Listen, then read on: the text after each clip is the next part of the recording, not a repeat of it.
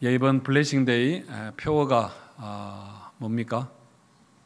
예, 표가 심플입니다. 심플, 마음을 플러스하다, 하나님의 마음을 더하다, 그런 의미입니다. 오늘 설교 제목은 예수님의 마음을 더하다 그렇게 했는데요. 지난번 1차 작정 때 제가 하나님의 마음을 더하다라는 제목을 써먹어 버렸기 때문에 오늘은 예수님의 마음이라고 했지만은 같은 제목입니다. 요즘 지구가 더워지고 있습니다.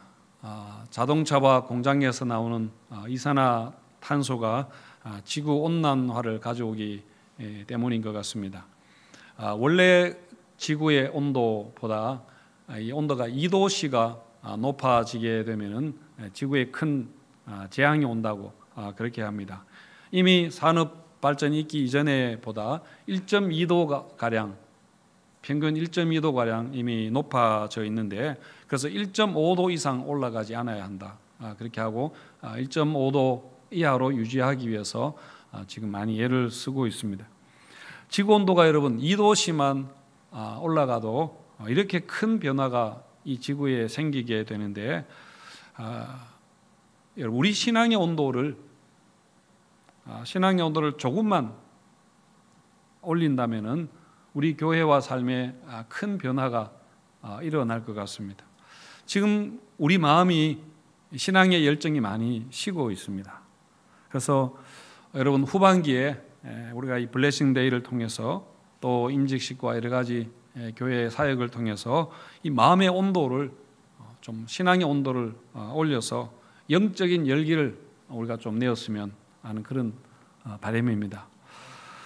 누가복음 15장에는 유명한 예수님의 세 가지 비유가 나옵니다. 근데 오늘은 앞에 두 비유만 보도록 하겠습니다.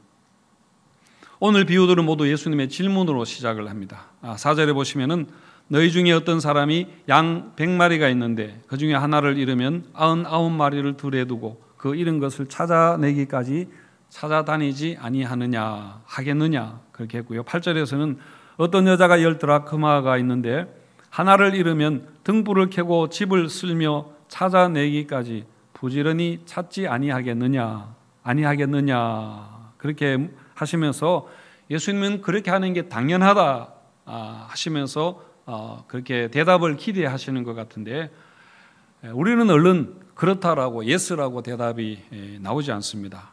왜냐하면은 물론 잃어버린 한 마리를 찾아야 하겠지만은 그렇다고 99마리를 들에 내버려 두는 게 맞는가 싶어서입니다. 또 양을 찾았다고 사람들 이웃을 불러다가 잔치를 열었다고 했는데, 그렇게 잔치를 하면은 그 양을 잡든지 아니면 다른 양을 잡아야 할 텐데, 그러면은 수지타산이 맞는가 뭐 이런 생각을 우리가 하기 때문입니다.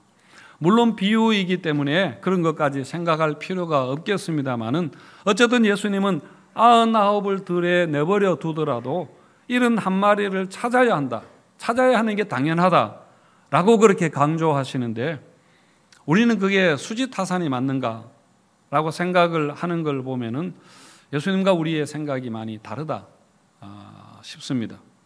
어쨌든 예수님은 이 비유를 통해서 잃어버린 한 개를 찾는 게 얼마나 중요한가 하는 것을 극적으로 보여주고 계십니다.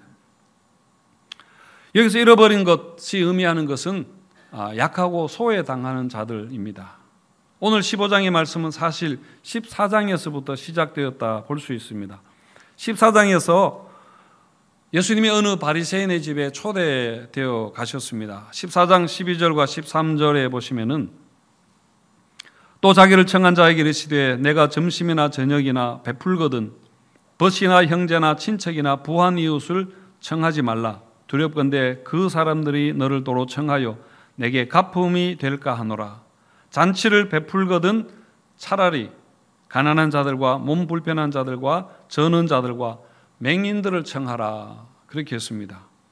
예수님 자신을 초대한 바리새인에게, 그 호스트에게 하신 말씀입니다. 네가 누구를 초대하려면은 유명 인사들 초대하지 말고 오히려 가난한 자들, 불편한 자들, 저는 자들, 맹인들을 초대하라 그렇게 하신 겁니다. 그리고 이어서 한 가지 비유를 이야기하시는데 어떤 사람이 큰 잔치를 열고 사람들을 초대했는데 아무도 오지 않은 것입니다. 그러자 이 주인이 화가 나서 종들에게 말하기를, 누가복음 14장 21절에 보시면은 빨리 시내의 거리와 골목으로 나가서 가난한 자들과 몸 불편한 자들과 맹인들과 저는 자들을 데려오라. 그렇게 하셨습니다. 그리고 나서 15장에 와서 잃어버린 것에 대한 비유를 말씀하셨습니다. 그래서 여러분, 잃어버린 것, 잃은 양이나 잃은 동전이나 집 나간 탕자는 가난한 자들, 몸 불편한 자들, 맹인과 저는 자들을 가리킨다. 그렇게 볼 수 있습니다. 당시에 사회적으로 소외되고 멸시당하던 죄인들이나 세리들이나 창기들과 같은 그런 사람들에게 예수님이 특별히 관심을 가진다는 것을 알 수 있습니다. 그래서 예수님이 내가 의인을 부르러 온 것이 아니라 죄인을 부르러 왔다. 그렇게 하셨습니다. 자, 여러분, 예수님의 마음이 이렇다면은 우리의 마음도 이런 방향으로 향해야 할 것입니다. 우리가 여러분 성장을 추구하고 더 세련되고 멋있게 되는 것도 여러분 필요한 것이고, 또 우리가 다음 세대를 세우려고 노력하는 것도 우리가 당연히 해야 할 너무나 중요한 일입니다마는, 그런데 우리가 잊지 않아야 할 것, 그렇게 하면서 잊지 않아야 할 것이 뭐냐면은 항상 우리의 마음과 시선은 주님과 함께 있어야 한다는 것입니다. 박노해 시인의 나 거기 서 있다라는 시가 있습니다. 그 시의 내용 앞부분 이렇습니다. 몸의 중심은 심장이 아니다. 아픈 곳이 몸의 중심이다. 가족의 중심은 아빠가 아니다. 아픈 사람이 가족의 중심이 된다. 총구 앞에 인간의 존엄성이 짓밟히고 양심과 정의와 아이들이 학살되는 곳, 이 순간 그곳이 세계의 중심이다. 이렇게 시가 계속됩니다. 그러니까 레바논이나 팔레스타인 난민과 같은 그런 사람들을 노래하는 그런 시인데요.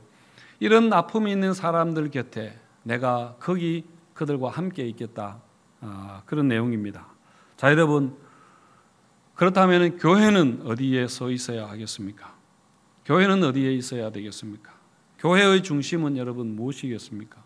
바로 예수님이 계시는 곳 아니겠습니까? 예수님의 마음이 있는 곳이 우리의 중심이 되어야 합니다. 여러분, 예수님의 마음이 가난하고 멸시당하는 자들에게 있다면 우리의 마음도 그들에게 있어야 하고, 예수님이 잃어버린 자들을 찾고 계시다면 우리도 그렇게 해야 합니다. 우리가 그러지 못하는 것, 사실 그러지 못하고 있는 것에 대해서 우리가 늘 돌아보아야 하고 우리가 회개해야 할 것입니다.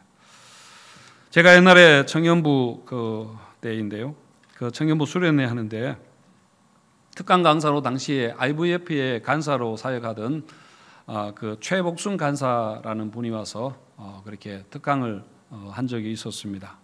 당시에 그 간사님은 결혼한 지 1, 2주도 되지 않은 막 결혼한 그런 새 신부였는데 그 강의 내용도 너무나 신선했습니다. 무엇보다 그분의 외모와 목소리와 같은 것이 너무 세련되고 이쁘고 우아해서 정말 촌놈들이 그 미모에 이렇게 넋이 나갔던 적이 있었습니다. 그 강의 중에 이제 그 간사님이 신영원의 개똥벌레라는 노래를 부르자 해서 우리가 율동을 하면서 그렇게 함께 불렀던 적이 있었습니다. 그런데 그 노래가, 그 일이 저에게는 잊을 수 없는 일이 되었습니다. 여러분도 그 노래를 잘 아시리라 그렇게 생각합니다만은 가사가 이렇습니다. 아무리 우겨봐도 어쩔 수 없네. 저기 개똥무덤이 내 집인걸. 가슴을 내밀어도 친구가 없네. 노래하던 새들도 멀리 날아가네. 2절은 마음을 다 주어도 친구가 없네. 사랑하고 싶지만 마음뿐인걸. 나는 개똥벌레 어쩔 수 없네.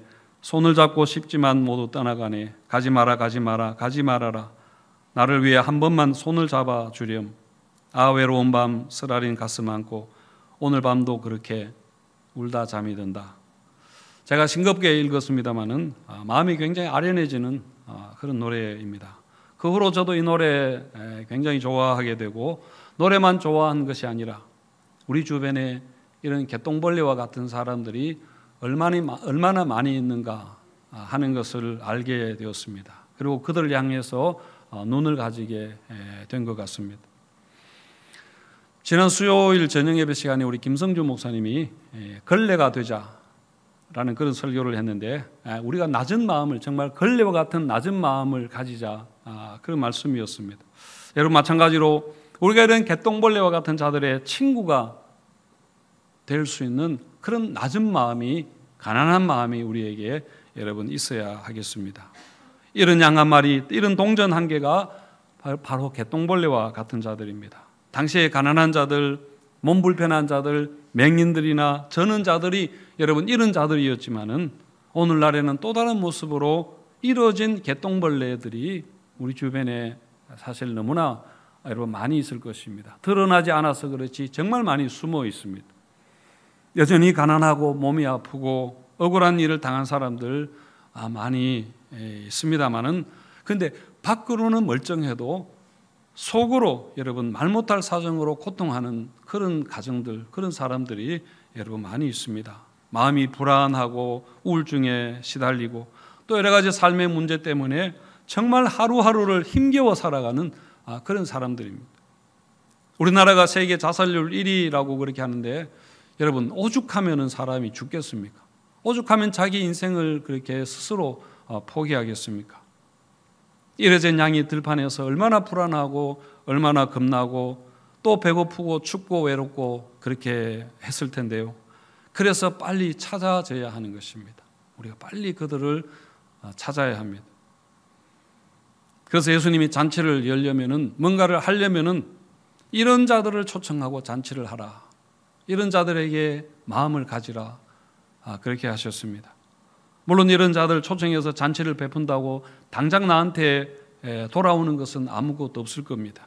이들은 갚을 여력이 없기 때문입니다. 갚을 마음, 정신이 지금 없기 때문입니다. 하지만 그게 우리에게 복이 된다고 했습니다. 왜냐하면 하나님이 기억하시고 하나님이 우리에게 갚아주실 것이기 때문입니다.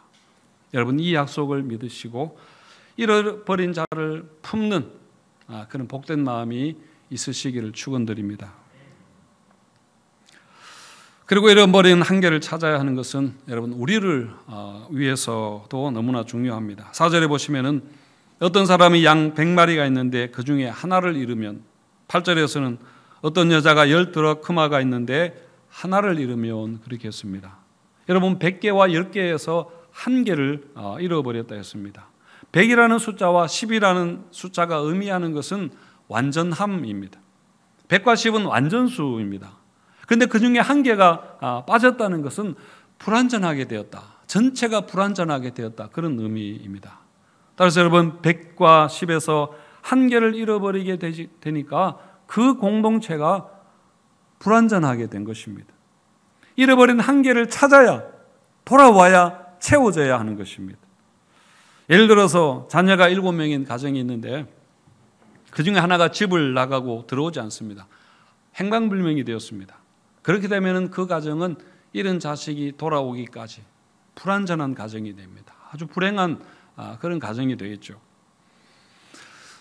제가 어렸을 때 잃어버릴 뻔했던 적이 있었습니다. 제가 두 돌이 되기 전에 일인데요. 제가 그때 기억이 지금 기억을 하고 있습니다. 아마 제가 기억하는 최초의 기억 사건이 아닌가 생각합니다.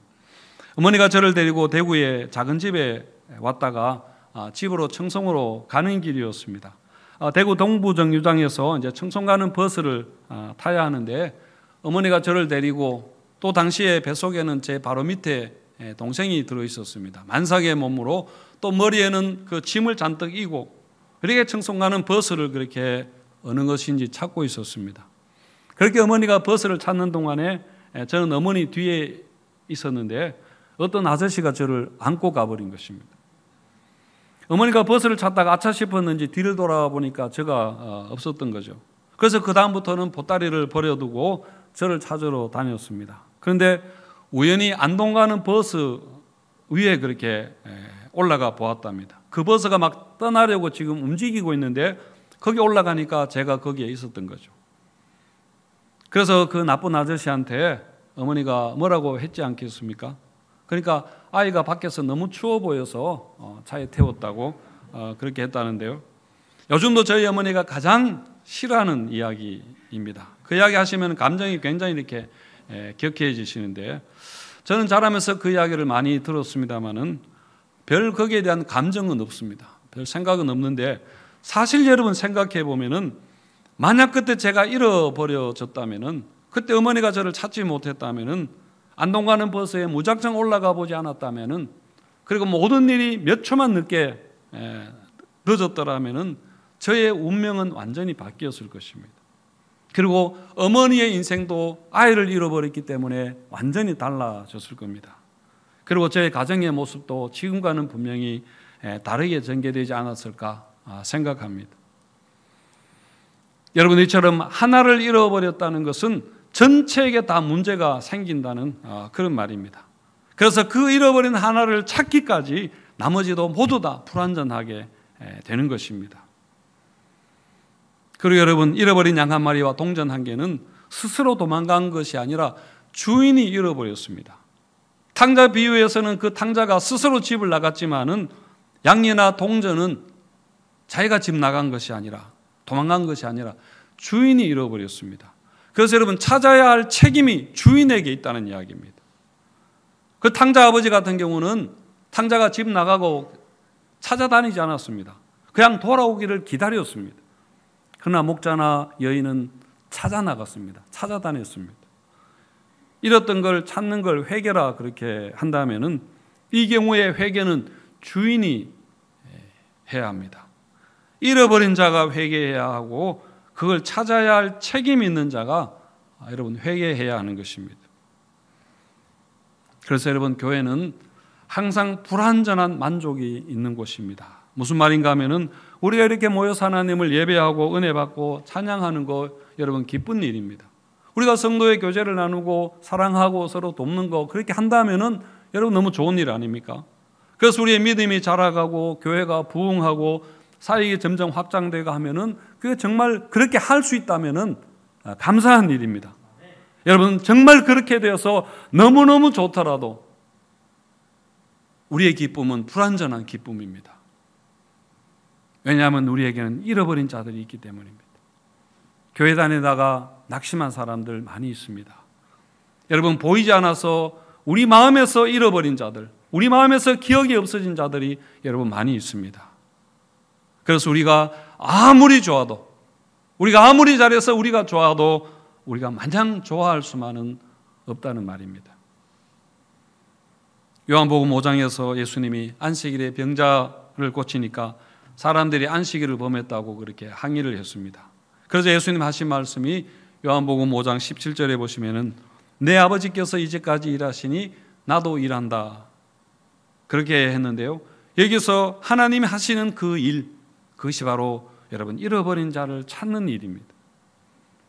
성도 여러분, 주님은 여전히 일하고 계시다면은 우리는 여러분 어떻게 해야 할까요? 우리도 주님과 함께 잃어버린 영혼을 구하는 일을 우리가 해야 합니다. 코로나에 떠내려간 신앙을 우리가 찾아야 할 것입니다. 성도 여러분, 우리가 하나님의 은혜를 늘 바라고 우리가 기뻐하지만은, 그러나 여전히 잃어버린 우리의 가족들, 우리의 자녀들, 그들로 인해서 우리에게 여러분 불만족함이 있어야 됩니다.